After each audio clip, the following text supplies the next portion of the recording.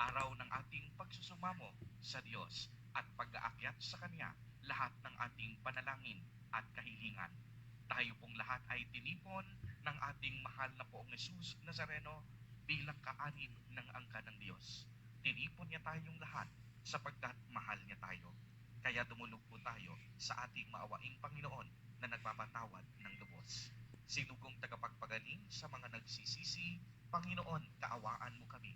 Panginoon, kaawaan mo kami. Dumating na tagapag-anyaya, Dirty mga to. makasalanan ay magsisi. Kristo, Dalawa-dalawaan. kaawaan mo kami. Kristo, kaawaan mo kami. Nakaluklok ka sa kanan ng Diyos, Ama, para ipamagitan kami. Panginoon, kaawaan mo kami. Panginoon, kaawaan mo kami. Kaawaan tayo ng makapangyarihang Diyos. Patawarin tayo sa ating mga kasalanan at patnubayan tayo sa buhay na walang hanggan. Amen. Amen. Manalangin tayo.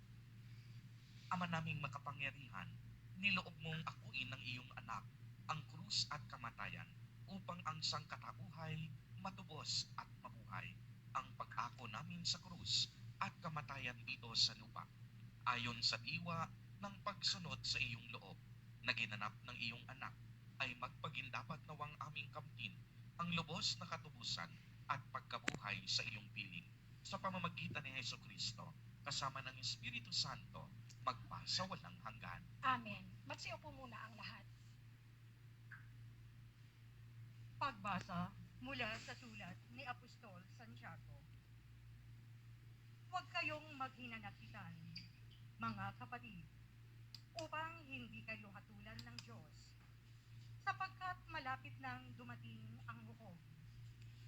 Mga kapatid, tularan ninyo ang mga propetang nagsalita sa ngalan ng Panginoon. Buong tiyaga silang nagtiis ng kahirapan. Sinasabi natin, mapalad ang mga nagtitiyaga at nagtitiis. Narinig na ninyo ang tungkol sa pagtitiis ni Job at ang ginawa sa kanyang Panginoon sa bandang huli. Ito'y nagpapakilalang mabuti at mahabagin ang Panginoon. Ngunit, higit sa lahat, mga kapatid, huwag na kayong susumpa kung kayo'y nangangako. Huwag ninyong sabihin, saksi ko ang langit, o saksi ko ang lupa, o ano paman. Sapat nang sabihin ninyo, oo kung oo, at hindi kung hindi, upang hindi kayo hatulan ng Diyos. Ang salita ng Diyos. Salamat sa Diyos.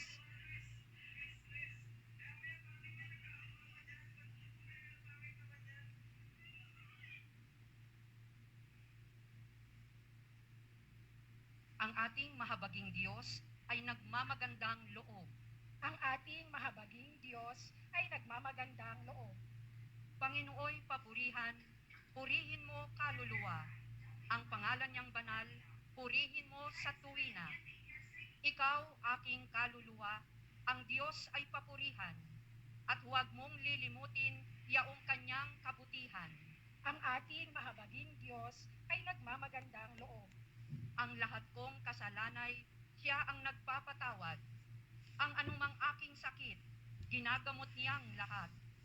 Sa bingit ng kamatayan, ako ay inililigtas, at pinagpapala ako sa pag-ibig niya't habag.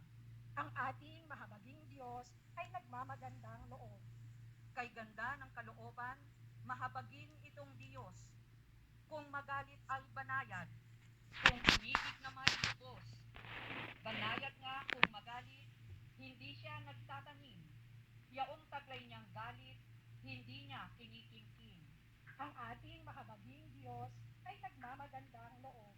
Ang agwat ng lupa't langit, sukatin may hindi kaya. Gayon ang pag-ibig ng Diyos sa may takot sa Kanya. Ang silangan at kanluran, kung gaano ang distansya, gayong-gayon ang pagtingin sa sinumang nagkasala. Ang ating mahabaging Diyos ay nagmamagandang loob. Magsitayo na po ang lahat.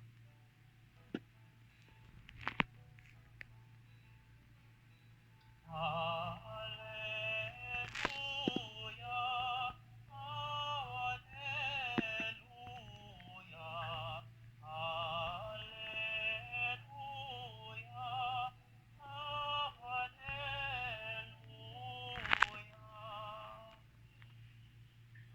amang Diyos ni Jesu Cristo.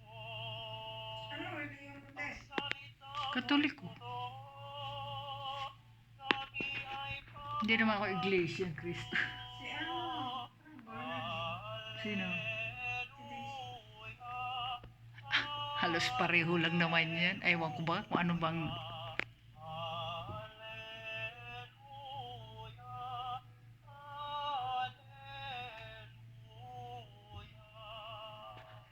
Sumainyo ang Panginoon. At sumaiyo Ang rin. mabuting balita ng Panginoon ayon kay San Marcos. Papuri sa iyo, Panginoon. Hindi ko maintindihan yung mga Si ganyan. Jesus ay nagtungo sa lupain ng Judea at nagtuloy sa ibayo ng ilog Jordan. Muli siyang pinagkalimpunan ng mga tao at tulad ng dati nagturo sa kanila. May mga pariseyong lumapit kay Jesus. Ibig nilang masilo siya, kaya't kanilang tinanong, naaayon ba sa kautusan na hiwalayan ng lalaki ang kanyang asawa? Tugon niya, ano ang utos sa inyo ni Moises? Sumagot naman sila, ipinahiintulot ni Moises na hiwalayan ng lalaki ang kaniyang asawa matapos bigyan ng kasulatan sa paghihiwalay. Ngunit sinabi ni Jesus, dahil sa katigasan ng inyong ulo, kaya niya inilagda ang utos na ito. Subalit sa pasimula pa ng likhain ng Diyos ang sanlibutan, nilalang niyang silang lalaki at babae. Dahil dito'y iiwan ng lalaki ang kanyang ama at ina at magsasama sila ng kanyang asawa at sila'y magiging isa. Kaya't hindi na sila dalawa, kundi isa. Ang pinagsama ng Diyos ay huwag paghiwalayin ng tao. Pagdating sa bahay, ang mga alagad naman ang nagtanong kay Jesus tungkol sa bagay na ito.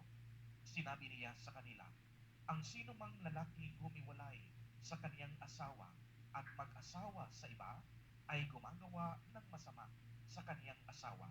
Sila'y nangangalunya.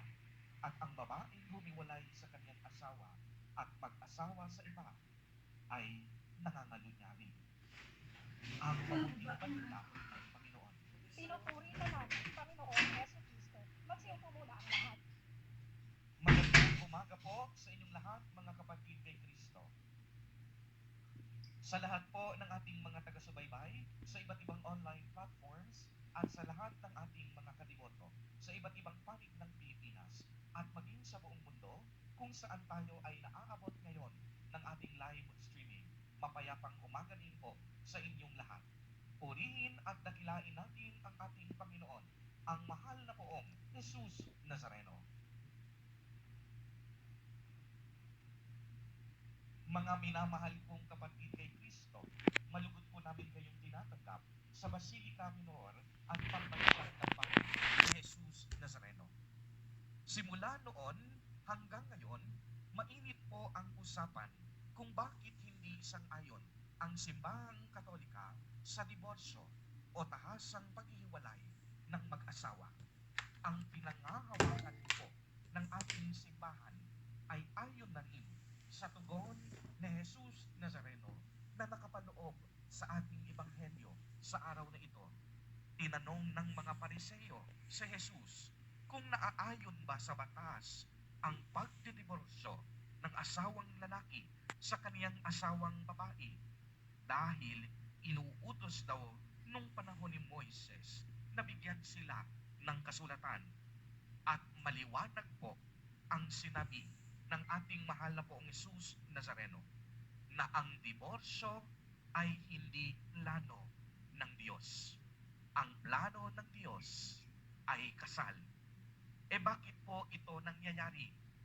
Klaradong ipinaliwanag at idinagdag ni Jesus Nazareno dahil yan sa katigasan ng mga ulo ng tao. Uulitin ko po, ang diborsyo hindi plano ng Diyos. Ang plano ng Diyos ay kasal. Bakit ito nangyayari at nagaganap sa ating lipunan? Simple lamang ang ipinaliwanag ni Jesus Nazareno dahil sa katigasan ng ulo ng mga tao. Alam naman po natin na simula pa lamang nang nilikha ng Diyos ang sanlibutan, nilikha niya ang tao, ang lalaki at babae. Ang Diyos mismo ang nagpasinaya ng sakramento ng kasal na kung saan mayroong espiritual na pagsasama at ang dalawang nilalang ay nagiging isa sa paningin ng Diyos. At sinabi pa ni Jesus sa kaniyang mga alagad na sino mang nagdiborsyo sa kaniyang asawa at nagpakasal sa iba pa ay nakikiapid. Napakalinaw na ang pahayag ng ating mahal na Poong Jesus Nazareno na ang nais at ang ibig ng Diyos ay ang sakramento ng kasal. Subalit, mismong tao ang pumipili ng diborsyo. Tunay ngang nais ng Diyos na pagbuklurin tayo. Ang hangad niya ay ang pagkakaroon ng isang maayos at banal na pamilya para sa bawat isa sa atin. Ang diborsyo maaaring sumira sa ating lipunan dahil napakalaking epekto ang maidudulot nito sa mga naiwang anak dahil nga sa panghabang buhay na paghihiwalay ng mag-asawa. Kaya nga ang panawagan ng simbahan na ang kasal ay hindi isang biro. Ang kasal dapat pinagninilayan, pinagdarasal at pinag-iisipang mabuti dahil ito ay banal at sagrado. Uulitin ko po, ang kasal dapat pinagninilayan, pinagdarasal at pinag-iisipang mabuti dahil ito ay banal at sagrado. Ayon nga sa matandang kasabihan, ang pagpapakasal ay hindi parang isang mainit na kanin na iyong isusubo at kapag ikaw ay napasok, ay agad mong iluluwa. Mga kapatid kay Kristo, lagi po sana nating tatandaan. Una, ang kasal ay isang mabisang paalala ng pag-ibig ng Diyos sa kaniyang simbahan. Si Kristo, si Jesus Nazareno, ay ang ulo ng ating simbahan. At tayong lahat na sumasampalataya sa Kanya ang tinatawag na katawan ng simbahan. We are the body of the church. Pangalawa, ang kasal po ay isang paalala ng pagiging mapagbigay ng Diyos. One can give without loving, but he or she cannot love without giving. Ang pag-aasawa po ay nararapat ng pagbibigay ng sarili, ang paalala ng katapatan ng Diyos. Kaya nga sinasabi natin that falling in love may be easy, but staying in love and being loyal is another story. Madali lang ang ma-in love, madali lang manligaw, madaling magpakasal. Ngunit ang isang malaking hamon sa bawat mag-asawa ay maging tapat sa isa't isa. Marami kasing pagsubok ang pwedeng harapin ng isang mag-asawa. Maraming problema ang pwedeng makaapekto sa kanilang pagsasama kung dumating ang punto na ang